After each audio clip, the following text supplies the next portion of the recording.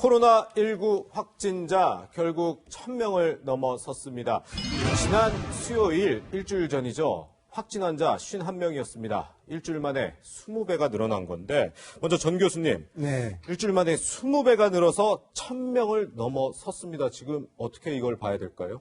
네, 일단 대구 신천지 교회를 중심으로 한 대규모 집단 발병 양상이 진정세를 보이지 않고 네네. 계속 확산세를 지금 보이고 있다. 예. 그리고 또 그 접촉자들이 또 다른 접촉자를 만들어서 네. 또 소규모적인 또 집단 발병 양상을 보이고 있는 상황이기 때문에 예. 앞으로 사실 이 방역 당국이 그 이 신천지 교회에 관련되는 환자들에 대한 그 방역 활동, 조기 진단, 조기 치료 이런 부분들에 대해서 전력을 다해야지만이 이 신천지 교회와 관련된 집단 발병 양상이 진정 국면으로 들어설 수 있는 그런 상황이라고 볼 수 있겠습니다. 상당히 지금 심각한 그런 상황입니다. 1000명을 넘어섰다 이런 것도 좀 의미가 있을까요?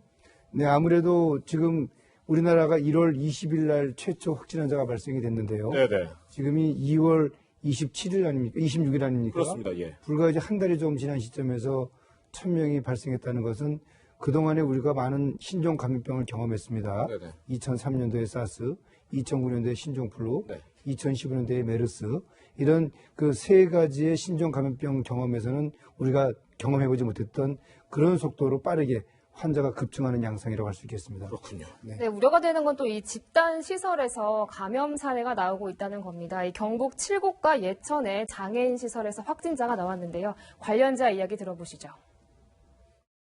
증상이 없는데 이제 네. 다른 사람을 감염시킨 케이스. 이모가 신천지 교인인가 봐요. 시엄마가 이제 요 간호사 집에 오셨나 봐요. 그때 접촉을 해서 감염이 된 걸로 일단 의심이 되고. 네, 교수님, 중증 장애인 시설이라고 하더라고요. 그러니까 네. 아무래도 일반 사람들보다는 좀 면역력이 더 취약할 걸로 보이는데 그래서 더 우려가 되는 것 같습니다. 그렇습니다.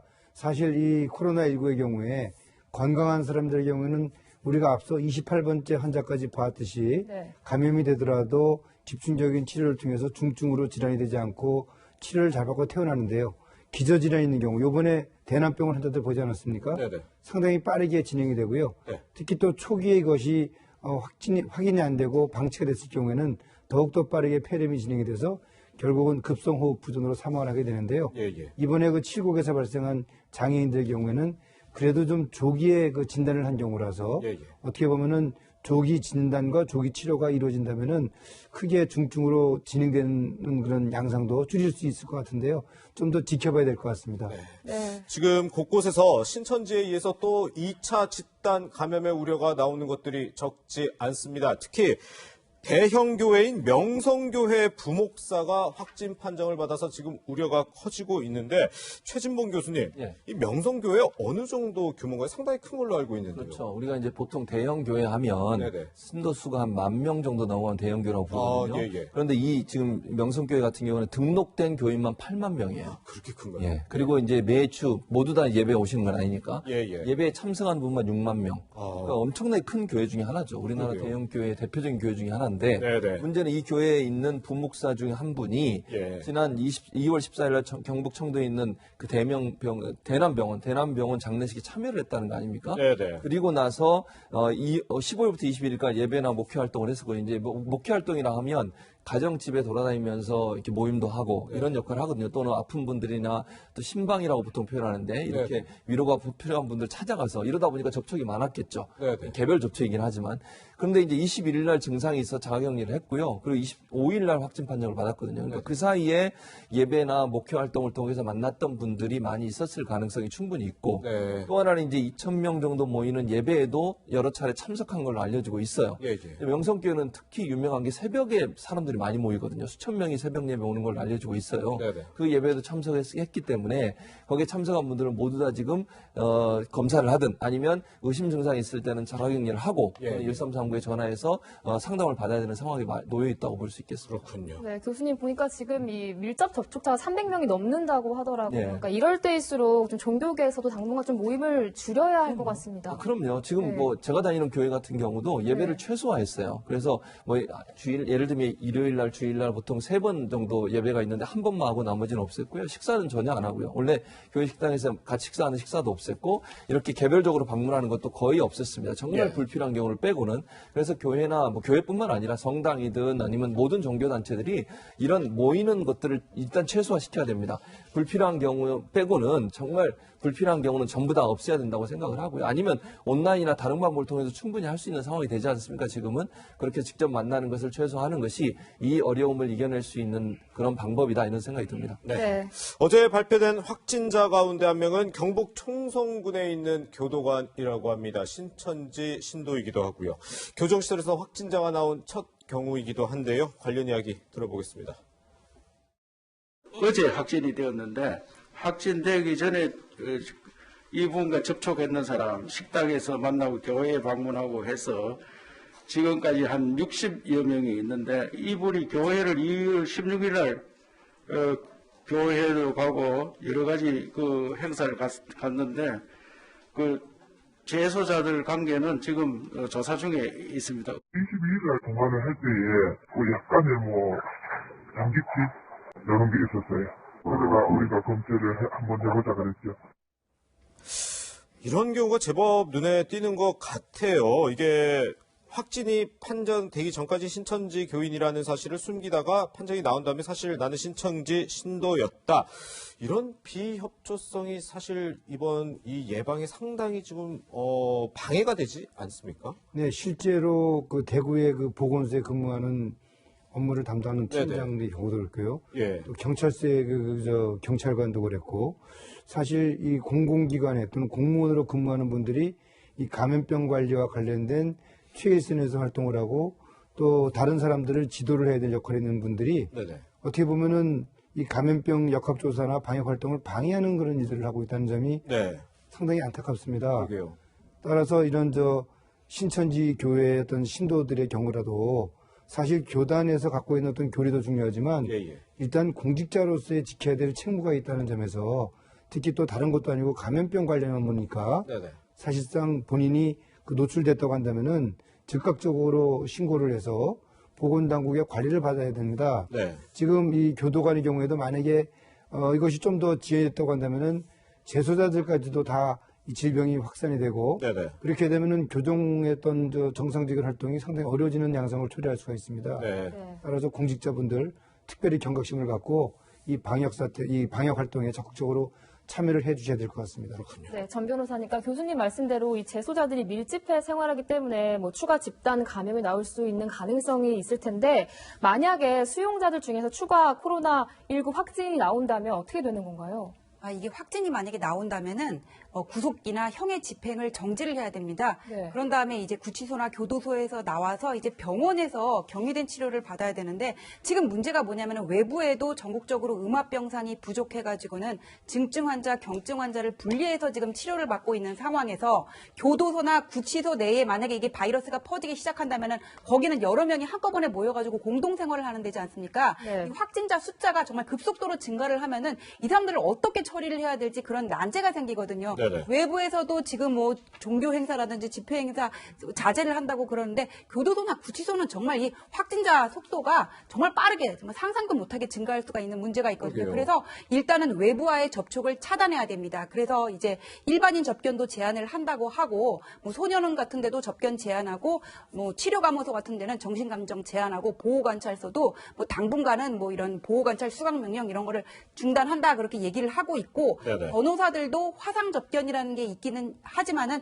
이거는 또 할 수 있는 횟수가 제한돼 있거든요. 그래서 급한 구속 사건 같은 경우가 아니면은 일단 좀 자제를 해야 될 것 같고 하더라도 접견을 하더라도 어제 서울지방변호사회에서 메일이 왔는데 네. 마스크 착용을 의무화한다 지금 이렇게 얘기를 하고 있습니다. 네. 또 한 곳 대표적인 밀폐된 장소라고 할 수 있죠. 바로 비행기인데 대한항공 승무원 가운데 한 명도 확진자가 나오고 있다고 합니다. 대량 또 감염이 됐었던 이스라엘 성지 순례단과 같은 비행기를 탑승했었고 또 LA로 또 향했었다고 하는데요. 전 교수님, 지금 이 어떻게 해야 되나요? 이런 좀 비행기 같은 경우 이 항공 승무원이 탔던 비행기를 뭐 어떻게 다 같은 비행기 탔던 사람 다 찾아야 되는 건지 어떻게 이거 같은 경우 방역을 일단 그 이스라엘 성지 순례단들이 지금 보건당국의 추정에 따르면 예. 국내에서 감염이 된 상태에서 네. 이스라엘로 가서 이스라엘에서 집단 생활을 하면서 네네. 전체적으로 감염이 되고 예.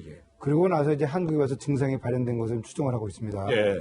그렇다면은 그 이스라엘행 그 비행기 안에서 그 승무원이 그 성지 순례단의 누군가와의 긴밀한 접촉이 있었을 겁니다. 네. 예를 들어서 식사를 제공한다든지 네네. 또 불편상을 물어본다든지 그러는 과정에서 대화를 통해서 감염된 분의 비말이 승무원에게 전파될 가능성이 대단히 높은 것으로 추정을 하고 있습니다. 네. 그리고 또 이분은 그 이후에 또 LA 또 가는 비행기에 또 승무원 역할을 했다고 그래요. 그러게요. 그런데 이제 증상을 나타낸 것은 한 21일, 그러니까 그 LA 승무원 그 활동이 끝난 네네. 그 이후에 증상이 나타나고 하니까 예. 어떻게 보면 이제 그 LA에 갈 때 같은 이 승무원으로서 활동을 할 때 그때는 이제 잠복 기간 중이어서 어떻게 보면 감염을 일으키지 않았을 가능성도 있지만 있지만 그래도 또 그 이 직원이 탔던 그 비행기에 탑승객들에 대한 그 접촉자 조사를 해서 왜냐면 승무원이 계속 돌아다니기 때문에 그렇죠. 그거는 그 승객이 감염이 되고 앉아 있는 거하고는 다릅니다. 네네. 승객은 자기 자리에만 앉아 있기 때문에 네. 사실상 다른 사람들에게 감염을 일으킬 수 있는 기회가 작거든요. 네. 근데 승무원이 감염이 됐으면은 승무원은 계속 돌아다니고 그 승객들하고 많은 대화를 나누기 때문에 그렇죠. 감염을 일으킬 수 있는 기회가 더 크게 됩니다. 예. 그런 부분들에 대해서 이 승무원이 탔던 LA 그 관련 비행기에 대해서는 탑승객 전원에 대해서 어떻게 보면은 이제 자가격리 준하는 조치도 하고 현재 증상이 어떤지도 좀 확인해 볼 필요가 있습니다. 그렇군요. 네. 확진자가 이렇게 1,000명을 넘어서면서 이 문제도 사실 걱정입니다. 국제사회에 번지고 있는 코리아 포비아 또 동양인 혐오일 텐데요. 실제로 미국 내에서는 이 동양인 혐오 움직임이 나타나고 있다고 합니다. 관련 영상 함께 보시겠습니다. Just stop. Just stop. He has taken such aggressive action, but he just wants to ensure the spread of this virus does not move quickly into this country at all. 대단했어요.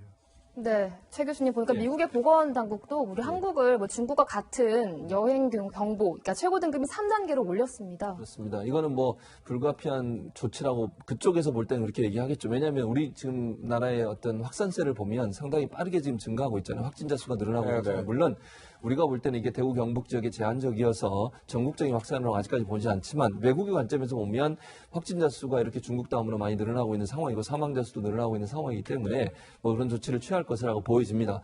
다만 저는 그 아까 영상에서 봤듯이 그런 외국인들의 그런 한국인 포비아 이런 현상은 절대로 도움이 안 된다고 저는 생각합니다. 그렇죠. 아무런 증상도 없는 사람들한테 저렇게 동양이라는 이유만으로 저렇게 혐오하고 또는 이렇게 막 무섭게 몰아붙이고 이런 행동을 하는 것은 우리도 마찬가지라는 생각이 들어요. 저게 우리나라 국민들이 외국에서 당하는 일이지만 반대로 얘기하면 우리가 우리나라 안에 있는 외국인에 대해서 저러지 않는지를 좀 고민해 봐야 되는 것이고 또 하나는요. 이게 확진자들에 대해서 우리가 잘못된 편견을 가지면 안 됩니다. 그렇게 되면 증상이 있는 사람들이 적극적으로 자기 증상에 대해서 보고하거나 아니면 진단을 받으려고 하지 않아요.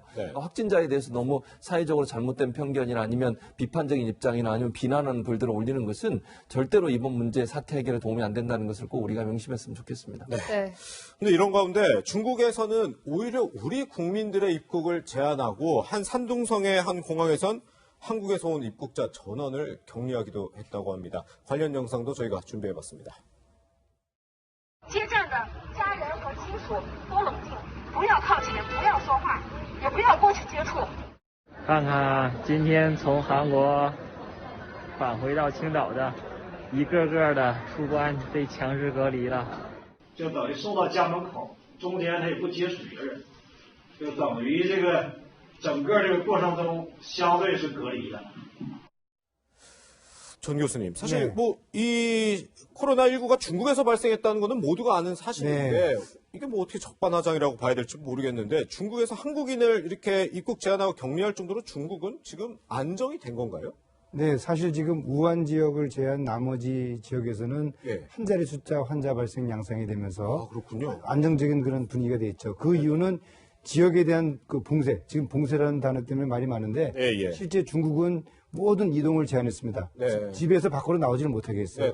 이제 그런 상황에서 지금 한국의 이런 확산 속도가 빠르게 이루어지고 있는데 또 한국인이 오니까 이 중국인들은 한국을 마치 자기네 어떤 하나의 지역으로 생각을 하고 네. 왜 너 나와 있느냐 못 나오게 막는 거예요. 예. 그런 쪽에서의 어떤 얘네들이 말하는 봉쇄를 지금 하고 있는 거죠. 네. 그런 면에서 사실은 우리가 어떻게 보면 좀 더 우리 스스로가 관리를 잘했으면은 저 정도까지는 되지 않았을 텐데 그런 좀 아쉬움이 있습니다. 네, 변호사님. 그러니까 뭐 이에 대해서 강경화 장관도 뭐 과도하다 이렇게 얘기를 했다는데 사실 그럼에도 불구하고 여전히 뭐 국제사회에 우리나라에 대해서 빗장을 걸어 잠그는 나라들이 늘고 있고 외교부 대응이 아쉽다 이런 소리가 나오거든요. 그래 이런 뭐 한국을 가지고 뭐 코로나 바이러스하고 얘기를 하는 거 그다음에 무조건 입국 금지하는 거 과도해요. 근데 과도해서 어쩔 건데 그 다음에 예. 우리가 그냥 억울하다고 그냥 불평만 하지 그 다음에 할 수 있는 조치가 있냐는 말이에요. 네. 지금 우리나라에 대해서 15개국 이상의 나라가 입국 금지를 했다고 들었는데 네. 홍콩 말고 사전에 입국 금지를 통보했던 나라는 제가 알기로는 없는 걸로 알고 있거든요. 네, 네. 여기에 대해서 강경화 장관 뭐라 그러냐면 과도하다는 게 1차적인 판단이고